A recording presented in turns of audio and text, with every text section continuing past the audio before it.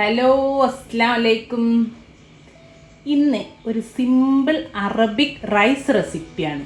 Vermicelli rice pilaf. പേരൊക്കെ കേൾക്കുമ്പോൾ നിങ്ങൾ വിചാരിക്കും എന്തോ സംഭവമാണ്. ഒന്നുമില്ല, നമ്മുടെ സേമിയ അതായത് വെർമിസെല്ലിയും നമ്മുടെ ബസ്മതി റൈസും കൂടി ഉണ്ടാക്കുന്ന റൈസ് പിലാഫ്. പിലാഫ് മീൻസ് നമ്മൾ സാധാരണ ചോറ് എന്തിലാ വെള്ളത്തിൽ വേവിക്കുന്നു, പകരം ഇത് സ്റ്റോക്കിൽ വേവിക്കുന്നു. ബീഫിൻ്റെയോ ചിക്കൻ്റെയോ ഫിഷിൻ്റെയോ ഇനി വെജിറ്റബിൾ ആയാലും ഒന്നുമില്ല, അതിൽ വേവിക്കുന്നു. ഇതാണ് നമ്മുടെ Arabic, mainly Lebanese Arabic vermicelli rice pilaf. അപ്പോൾ നമുക്ക് ഗസ്റ്റ് വരുമ്പോൾ ഒരു വ്യത്യസ്തമായിട്ട് ഉണ്ടാക്കാം, വീട്ടിൽ തന്നെ ഉണ്ടാക്കാം, എന്തെങ്കിലും ഒരു ചെറിയ സൈഡ് ഡിഷ് ഉണ്ടെങ്കിൽ കഴിക്കാം. സിമ്പിളാണ്. അപ്പം എങ്ങനെ ചെയ്യാൻ നോക്കാം. നമ്മൾ നെയ്ച്ചോറൊക്കെ വെക്കാൻ പറ്റിയ പോലെയുള്ള ഒരു പാത്രം വെച്ച് ചൂടാൻ വെച്ചിട്ടുണ്ട്. ആദ്യം തന്നെ അതിലേക്ക് നമുക്കിതാ ഒരു 2 ടേബിൾ സ്പൂണ് ഒലീവ് ഓയിൽ ചേർത്ത് കൊടുക്കുക. അതിൻ്റെ കൂടെ തന്നെ ഇതാ 1 ടേബിൾ സ്പൂണ് ബട്ടറും ചേർത്ത് കൊടുക്കുക. ഒലീവ് ഓയിൽ മാത്രമായാലും കുഴപ്പമില്ല, പക്ഷെ ബട്ടർ കൂടി ചേർത്താൽ ഒന്നുകൂടി ഒരു ടേസ്റ്റ് ആയിരിക്കും. അങ്ങനെ നമ്മൾ 2 കപ്പ് അരിയും 1 കപ്പ് നമ്മൾ സേമിയല്ലേ വെർമിസെല്ലിയുമാണ് ഇവിടെ എടുത്ത് വെച്ചത്. അപ്പം അതിനുള്ള ഒലിവ് ഓയിലും ബട്ടറും ഇട്ടത് മൊത്തം 3 ടേബിൾ സ്പൂൺ. ഇപ്പം നമ്മുടെ ബട്ടറൊക്കെ മെൽറ്റായി ചൂടായി വരുന്നുണ്ട്. ഒലിവ് ഓയിൽ അതിലേക്ക് ഇതാ 1 ചുള വെളുത്തുള്ളി ചെറുതായിട്ട് ചോപ്പ് ചെയ്തത് അത് ഇട്ട് കൊടുക്കുന്നുണ്ട്.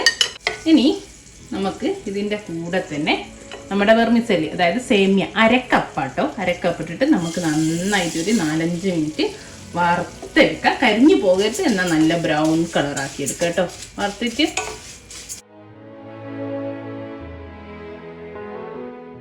നമ്മുടെ വെർമിസെല്ലി ഇല്ലേ ഒക്കെ നല്ല ബ്രൗൺ കളറായി തുടങ്ങിയിട്ടുണ്ട്. ആ ഒരു സമയത്ത് നമുക്ക് നമ്മളെ അരി ചേർത്ത് കൊടുക്കാം. ഇത് 2 കപ്പ് ലോങ് ഗ്രെയിൻ നമ്മൾ ബസ്മതി അരിയാണ്, വൈറ്റാണ് എടുത്തത് ഞാൻ. ബസ്മതി ലോങ് ഗ്രെയിൻ ഏത് വേണമെങ്കിലും എടുക്കാം. ഇത് നന്നായിട്ട് കഴുകി ഒരു 20 മിനിറ്റ് നേരം കുതിർത്ത് വെച്ചതാണ്. 2 കപ്പ് കേട്ടോ. അപ്പം ഞാൻ ഇതുകൂടി ചേർത്തിട്ട് ഒന്നൊന്ന് ഇതിൻ്റെ കൂടെ ഒരു വഴറ്റി എടുക്കട്ടെ കേട്ടോ.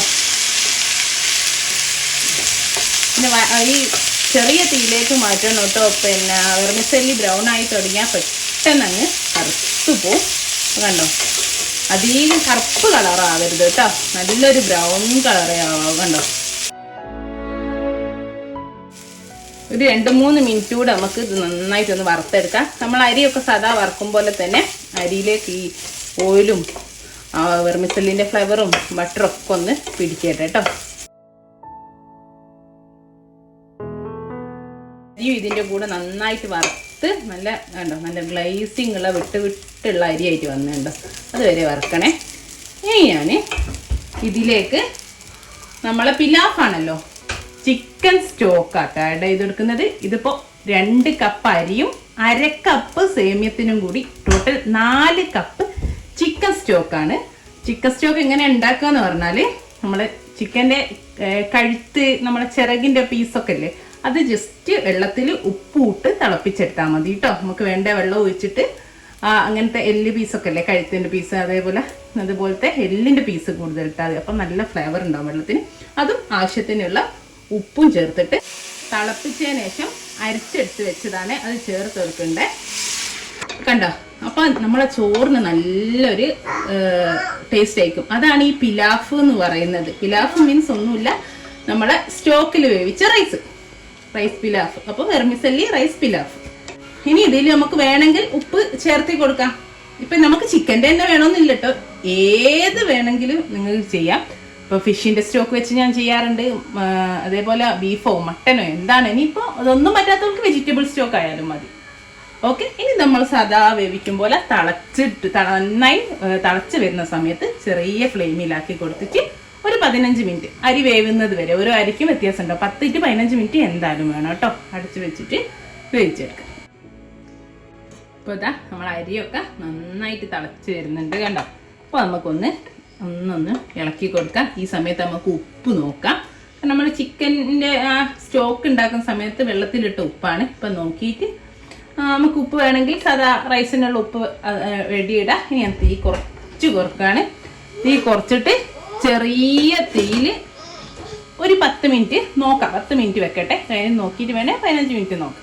കണ്ടോ, ഒരു 10 മിനിറ്റ് കൂടെ കഴിഞ്ഞ് ചോറ് ഓൾമോസ്റ്റ് 99% വെന്തുണ്ട്. ഇനി ഞാൻ ഇതൊന്ന് അടച്ച് വെച്ചിട്ട് 2 മിനിറ്റ് കൂടെ കഴിഞ്ഞിട്ട് തീ ഓഫ് ചെയ്യും. പിന്നെ ഒരു 10 മിനിറ്റ് കഴിഞ്ഞിട്ടേ തുറക്കാവൂ കേട്ടോ. തീ ഓഫ് ചെയ്തിട്ട് ഒരു 10 മിനിറ്റ് ഇളക്കാതെ അങ്ങനെ തന്നെ വെക്കണം കേട്ടോ.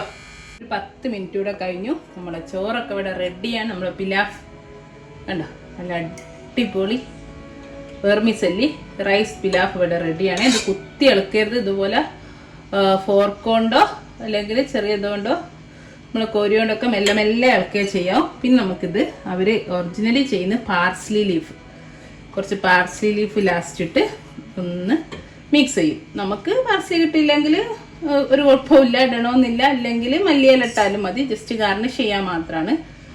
ഓക്കെ, ഇത്രേ ഉള്ളൂ. നല്ല സിമ്പിളല്ലേ? അപ്പം എല്ലാവരും ട്രൈ ചെയ്ത് നോക്കൂ. നമ്മൾ ഇത് ശരിക്കും നമ്മളെ ചാർക്കോള്, ഗ്രിൽഡ്, കബാബ് ഇതിൻ്റെ ഒക്കെ കൂടെ, അതേപോലെ നമ്മൾ കറി ഇതിന് ഏറ്റവും മെച്ചെന്ന് വെച്ചാൽ നമ്മളെ കുറുമകളില്ലേ, തേങ്ങാപ്പാൽ ഒഴിച്ച കറി, അത് നല്ല കോമ്പിനേഷനാണ് കേട്ടോ ഇതിന്.